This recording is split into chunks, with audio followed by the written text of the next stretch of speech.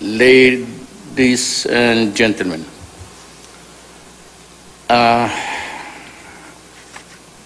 usually reckon the importance of the event by the number of pages that the office has prepared. So I think it covers a lot, which means to say that this must be a very important meeting, and it is. It concerns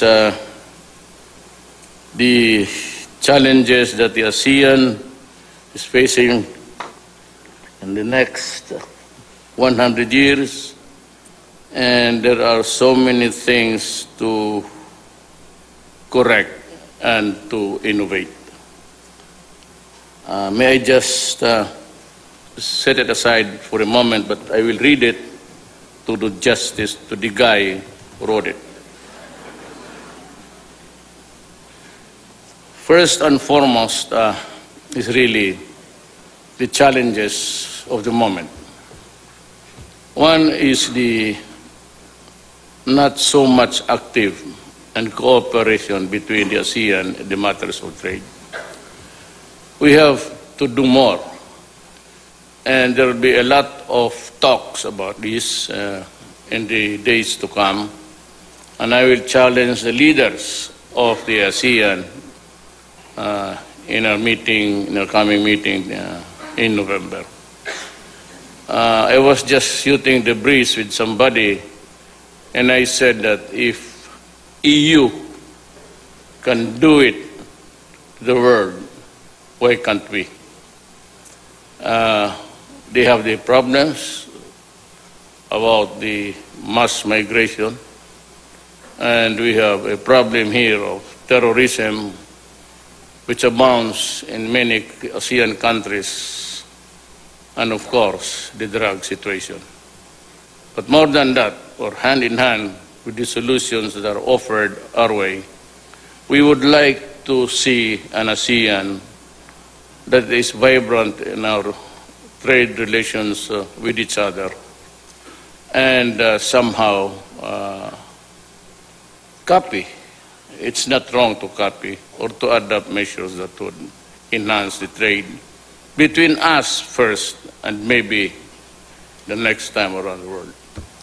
There are so many things that are asked of us, even the products that would enter the European market and the United States. And it seems that the tariff is lowered or none at all, but unfortunately, sadly, there are so many conditions or colatilas that affect the entire package of our trade relations with almost everybody. I dream of a time when we can treat the other countries or the cartel of other nations equally on our own terms also. I hope that ASEAN will grow strong and solve the problems of the serious problems confronting us. The South China Sea is one, but we are not in a hurry.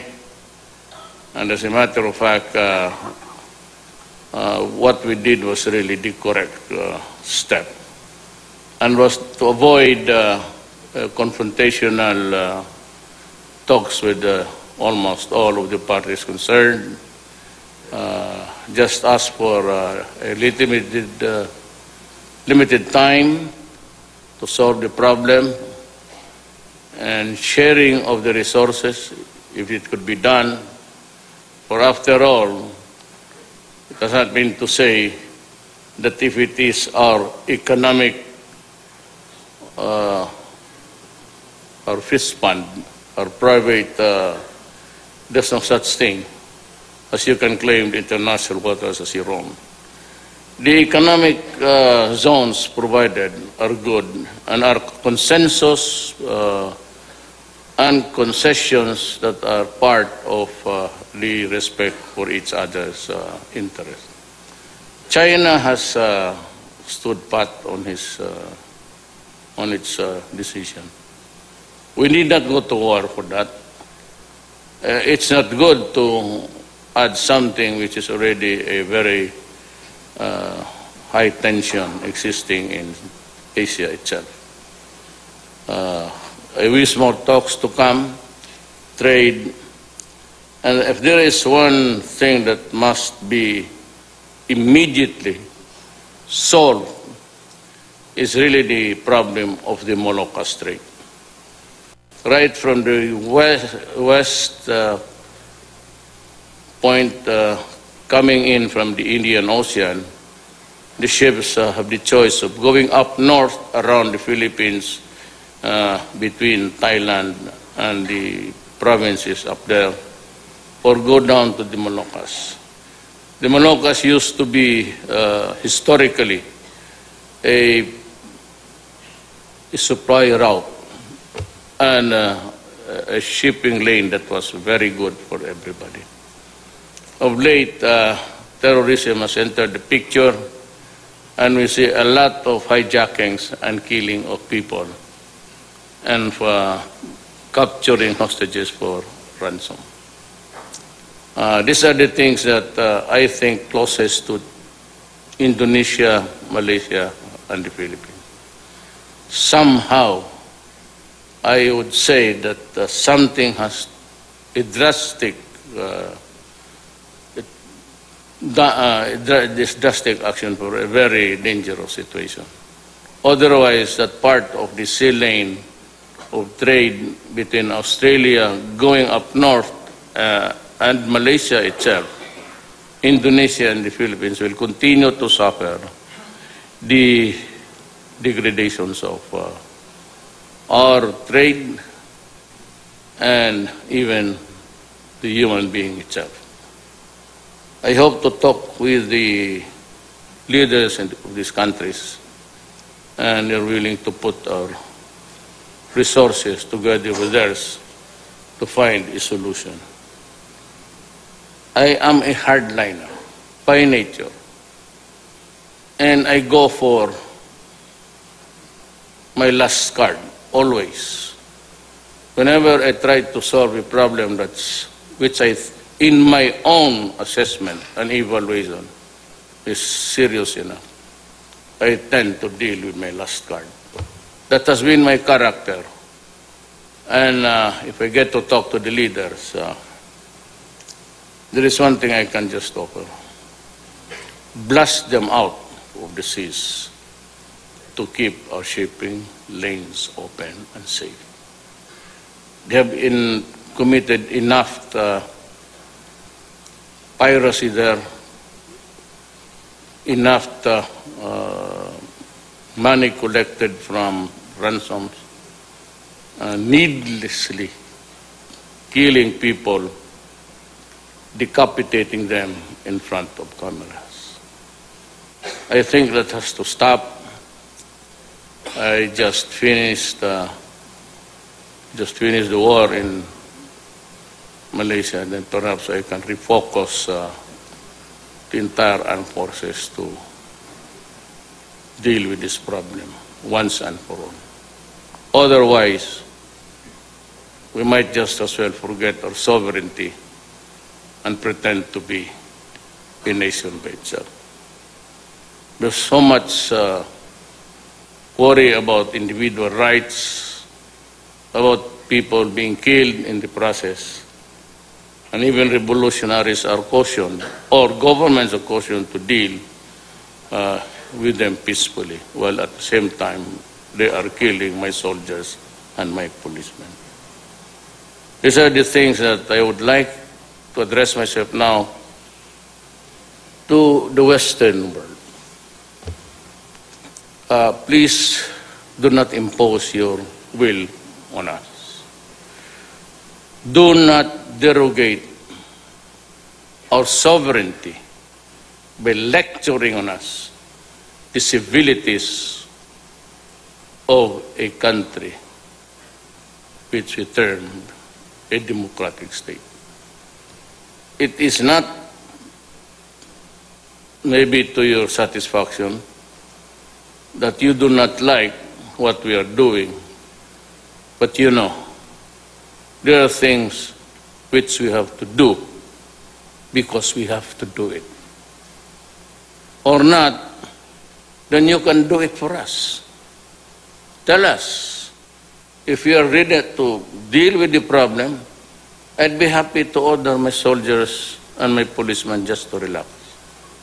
And if any Western country is interested to do it the civilized way, then come. I am inviting you to join the fray. And I would be glad to appoint you the lead role in the problem. Otherwise, if you cannot stop interfering, at least be educated in your assessment. For after all countries suffer from social problems. Indeed, there are so many social injustices. Philippines is no exception. Plenty. But we try to correct it along the way with meager resources and certainly not or cannot adapt the way they term it as the principal doctrines to how to deal with a democratic problem in a democratic state. It's a social problem. You do not come here upon the invitation of some NGOs and the opposite political parties and look only on the number of extrajudicial killings, which does not even have an investigation, which is, if it is really one or not. And the style of, in my country today is where somebody that lies dead, it is always an extrajudicial killing. If there is no suspect that can be pointed at, it is extrajudicial killing. All killings, whether perpetrated by a state or by the citizen, ordinary citizen, is always extrajudicial, in the sense that it is not the property of a court to discuss the matter of how a human being should be killed or not. That's not the point. The point is look at the social problem. For example, during the time of due respect, ma'am, the drug problem is already there. During the time of President Aquino, it got worse, and it is still there. And when I was the president, it was there. And yet, early on, we're being reprimanded publicly by the highest officials of other lands as if we are a colony. You know, guys, we have the United Nations. If you think you have qualms against me, go to the United Nations, make your representations, state your complaint, and ask the body to investigate us for being a member of that organization. If you begin to impose your values on me, and you try to correct things not our way, and it is not really applicable, then we have a problem here. And other people pretending to represent the sentiments of a certain region, a certain organization, which are taken at face value as the truth.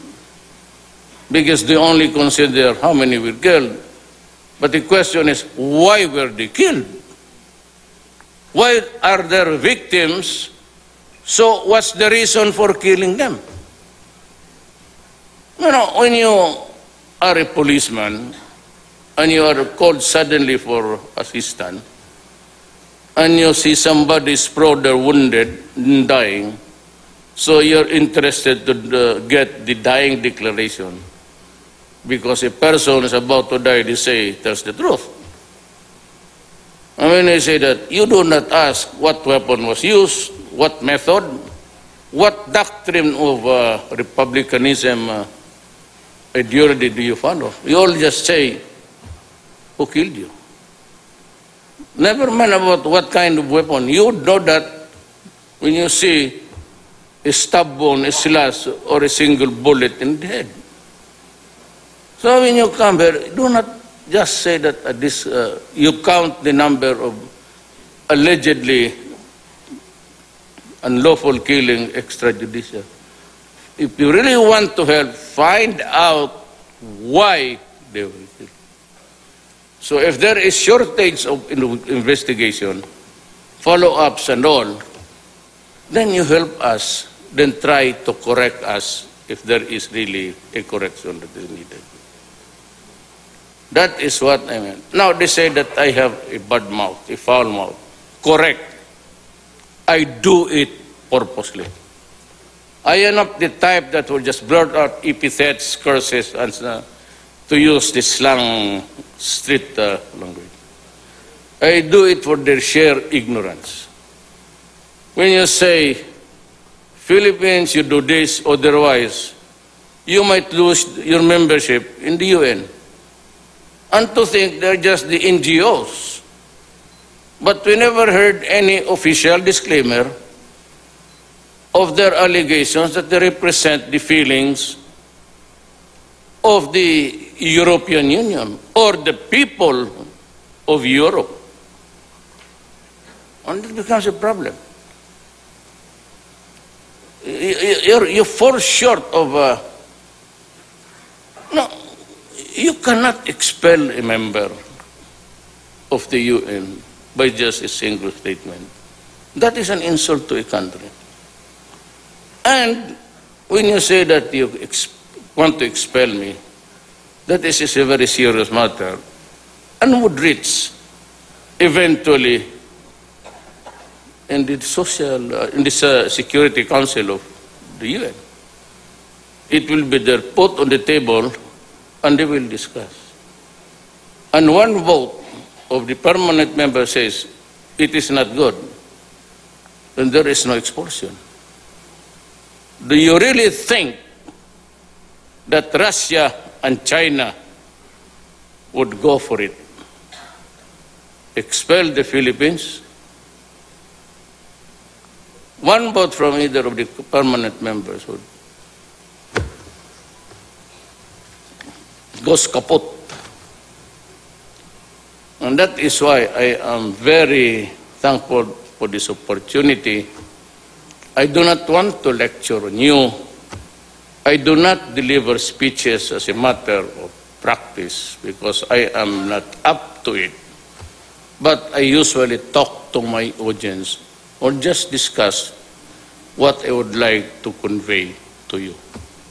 That is my style.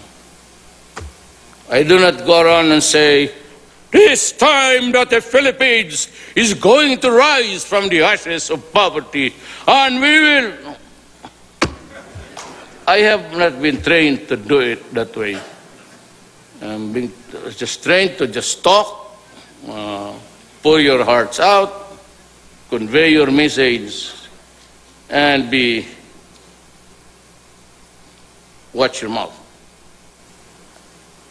With you in front of me, I would be the most courteous, ever the most condescending president in front of you. But I also appreciate the time that you gave me so that you'll understand that the problem is serious and we're trying to solve it our way. Now, officially, I have pulled out the military, the armed forces, and the police out of the picture. I just gave this thing about drugs to the Philippine Drug Enforcement Agency. Whether they can cope up or not, maybe I can explain it to you in a longer, but we have the time constraint.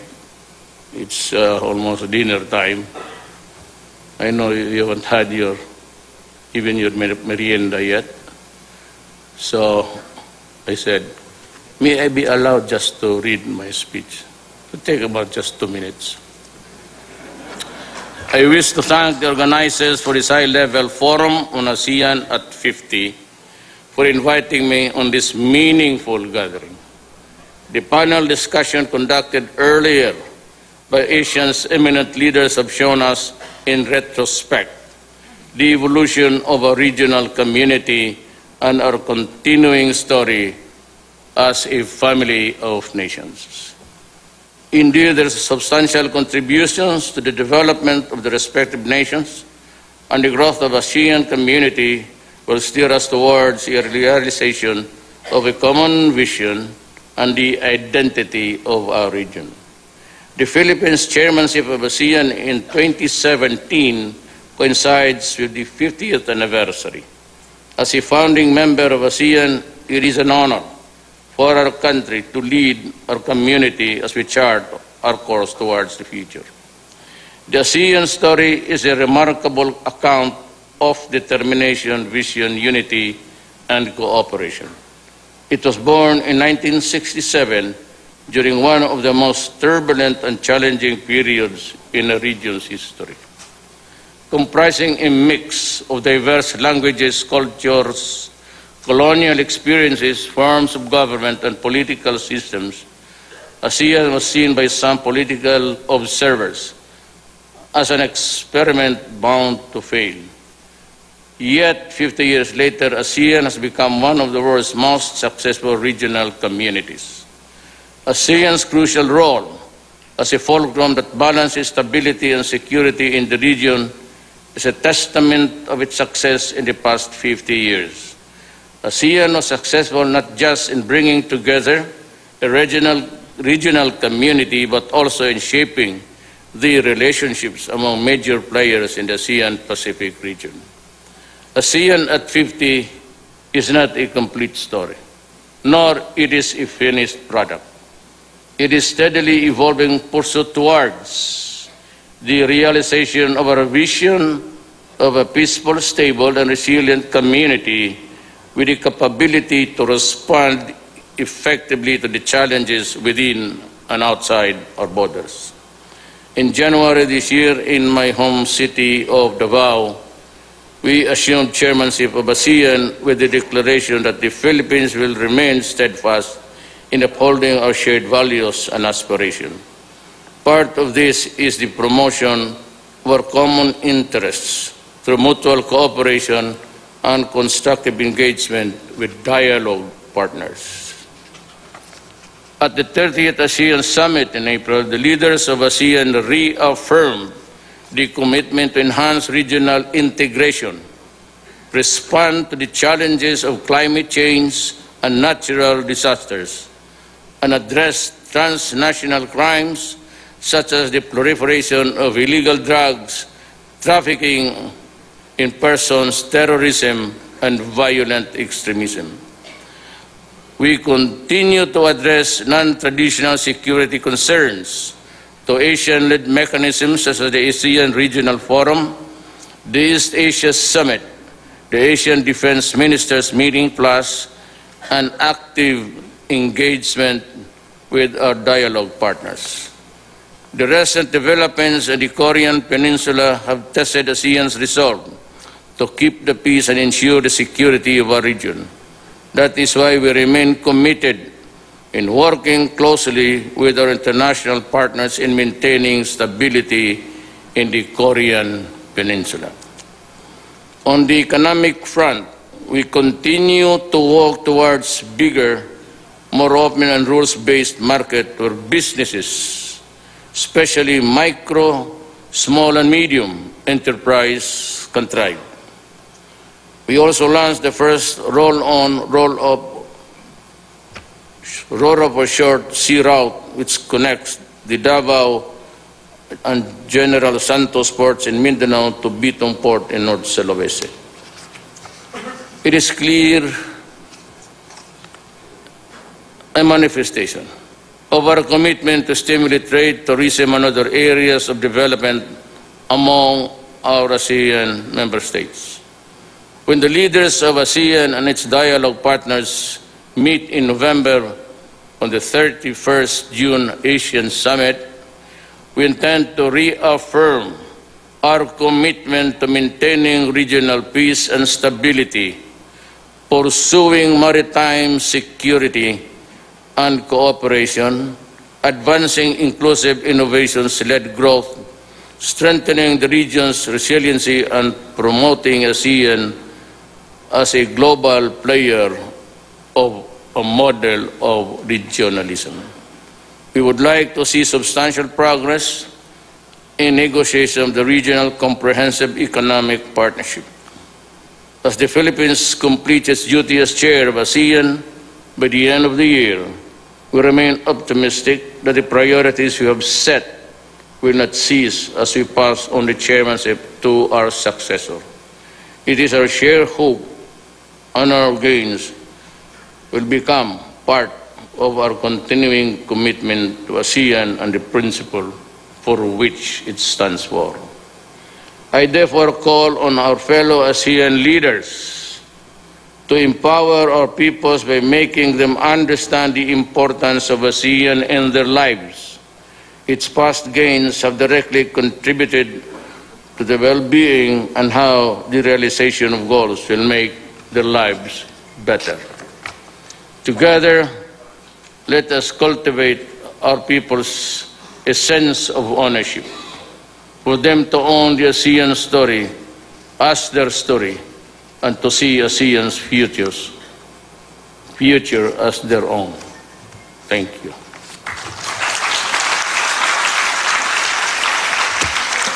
Thank you very much, President Rodrigo Roa Duterte. At yan po for your naging message. talumpati ni Pangulong Rodrigo Duterte sa ASEAN High-Level Forum sa Pasay City. Ayon po sa Pangulo, tiwala siyang kaya ng ASEAN na tugunan ang mga problema ng terorismo at pagkalat ng droga sa rehiyon. Handa raw siyang makipagtulungan sa mga karatig bansa upang masolusyonan ang mga problemang ito. Kaugnay naman sa agawan ng teritoryo sa West Philippine Sea, hindi raw siya nagmamadaling maresolba ang issue. Anya, hindi raw kailangang makipaggera sa China. Panawagan niya sa Western countries, huwag maliitin ang soberenya ng Pilipinas. At kung di raw nila mapigilan ang kanilang mga sarili na mangialam, maging edukado raw sila dapat sa kanilang pagtatasa. At yan po ang ating live coverage. Tutok lang dito sa GMA News TV para oras-oras, alam mo. Ako po si Lala Roque. Magandang gabi.